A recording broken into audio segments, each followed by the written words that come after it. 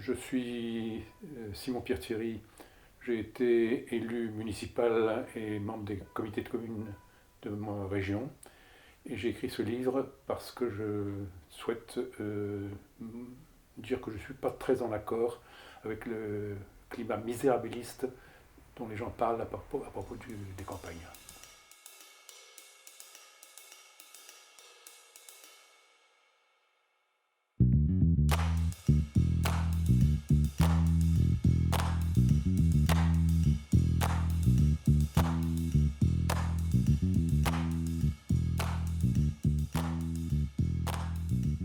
Depuis une dizaine d'années, la loi NOTRe, nouvelle organisation territoriale de la République, il a été créé environ 1000 communautés de communes à un niveau intermédiaire entre les communes et les départements. C'est un gros changement. Malgré cela, beaucoup de gens parlent d'une façon très péjorative et misérabiliste des campagnes, alors que je pense au contraire que les campagnes sont aujourd'hui extrêmement bien valorisées dans la tête de beaucoup de gens, notamment parce que les gens s'intéressent beaucoup à l'évolution de l'écologie et du rôle des campagnes dans ce domaine-là. Je fais un point de l'évolution des communautés de communes depuis 10 ans, dans le domaine de la santé, dans le domaine des transports, dans le domaine de l'éducation, dans le domaine de la culture. Et mon sentiment est que les élus réalisent beaucoup de choses depuis 10 ans et que finalement ils disposent de pas mal de choses pour réaliser leurs projets.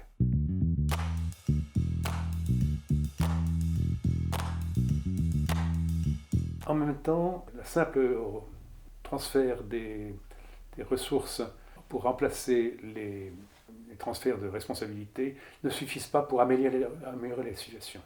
Et notamment dans le monde rural, il y a 3 domaines qui ne vont pas bien. Il y a les transports. Les ruraux dépendent beaucoup des transports. Et on l'a vu au moment des Gilets jaunes, dès que la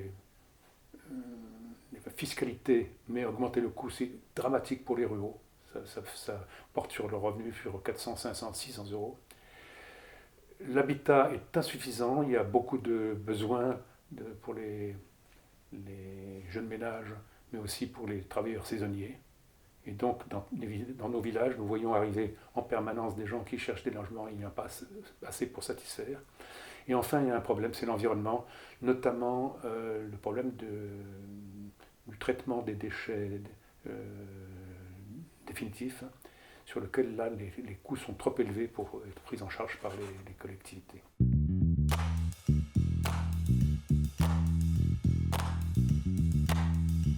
Ceci étant, je considère aussi qu'il y a vraiment un certain nombre de mouvements très positifs qui ont lieu dans le monde rural. D'abord, les élus sont motivés, contrairement à ce que beaucoup de gens disent, ils sont motivés. Il y a une deuxième chose également, c'est qu'il y a dans le monde rural des acteurs économiques et culturels extrêmement dynamiques.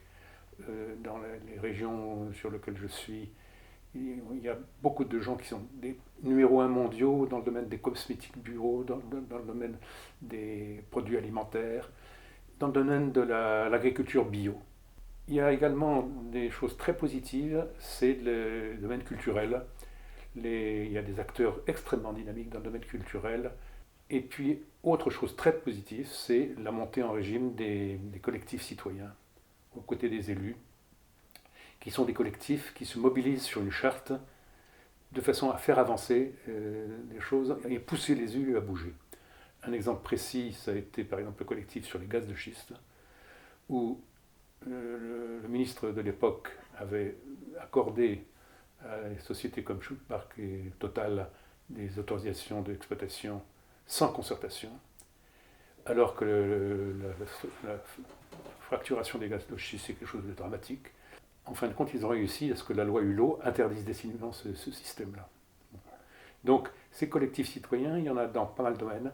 Ils jouent un rôle très important au plan politique aujourd'hui pour pousser les élus à bouger.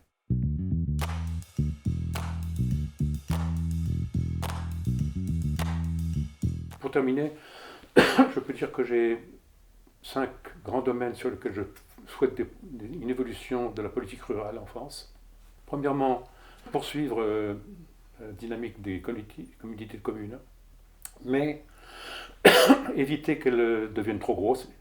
Les préfets et l'État veulent toujours fusionner et faire des gros trucs. C'est pas utile. Mais aussi que ces communautés de communes soient un lieu de démocratie, c'est-à-dire qu'elles puissent être, sur le plan de la Constitution, être intégrées aux communautés de communes pour jouer un rôle et qu'un des référents de la communauté de communes vérifie que leurs suggestions sont prises en charge. Le deuxième domaine important, c'est la politique agricole, notamment agricole européenne. Elle est aux mains des lobbies des producteurs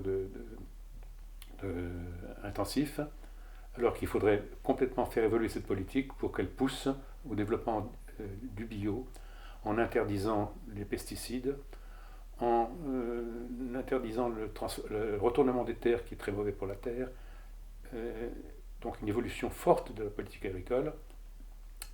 Enfin, sur le plan financier, je pense qu'il faudrait, pour rattraper le retard, parce que les élus font beaucoup de choses, mais ils ne peuvent pas rattraper les trop gros retards, il faut de nouveaux fonds. Et je propose qu'il y ait éventuellement des fonds qui viennent de la Caisse des dépôts, éventuellement de l'Europe, sur 3 domaines. Le domaine des transports, comme on l'a dit, le problème de l'habitat et le problème de l'environnement, de façon à faire évoluer les choses. 2 derniers points. Je pense qu'il faudrait interdire dans la Constitution que des accords internationaux, comme les accords de TAFTA avec les États-Unis ou le Canada, permettent à des multinationales de contester les décisions des élus, notamment des élus ruraux, lorsque ça met en cause l'environnement. Il faudrait que des clauses comme ça soient interdites. Or, actuellement, elles sont autorisées par les accords américains. En gros, c'est ces 5 problèmes de ce type-là qui paraissent possibles. Dans ce sens-là, il me semble qu'avec une évolution comme ça, on pourrait cesser de parler de requiem pour les campagnes, mais au contraire de voir qu'on pourrait accompagner le regain des campagnes, et ceci est possible.